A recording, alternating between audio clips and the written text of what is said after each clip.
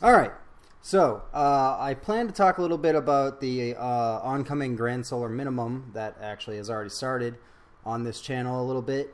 And before I start on that, I felt like I'd just take the easy step and debunk the anthropogenic climate change narrative that's all over the mainstream media. They've created whole degrees.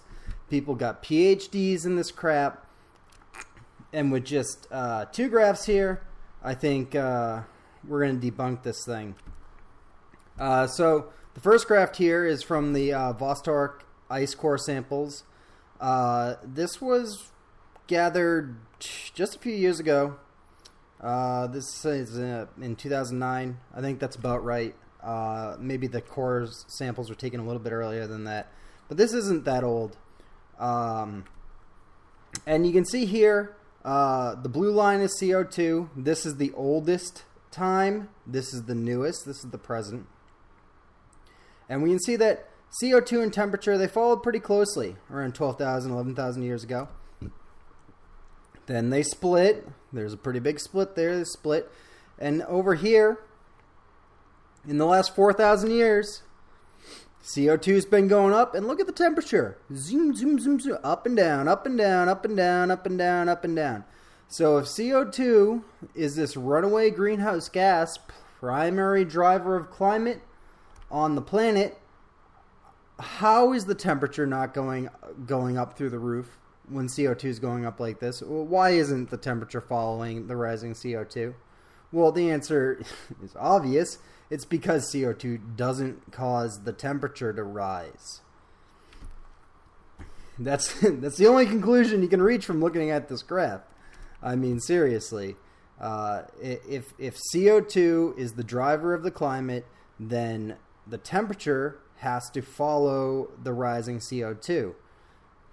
That's what Al Gore's been telling us, that our rising emission of CO2 is going to cause a uncontrollable temperature rise, but that is simply not supported by this graph at all.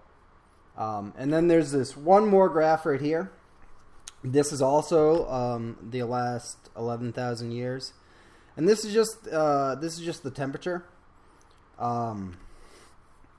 So you look here, we're coming out of the last glacial period, and we got all these temperature drops, little ice ages, warmings. This is the Roman warming period, around the time of the Roman Empire.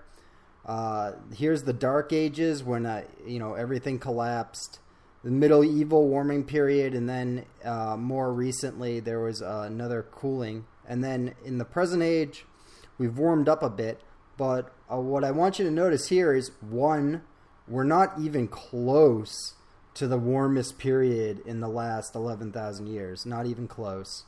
So this whole runaway warming narrative, well, it's been a lot warmer in the past, even in the more recent past, in the Roman period.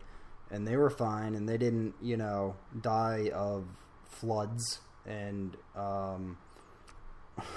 they didn't die of the warming. And not only that, but if the temperature is caused by our industry, and from the 1800s, increasing more CO2 output, which has been increasing, but is it a problem? Because how did it warm up all these other times without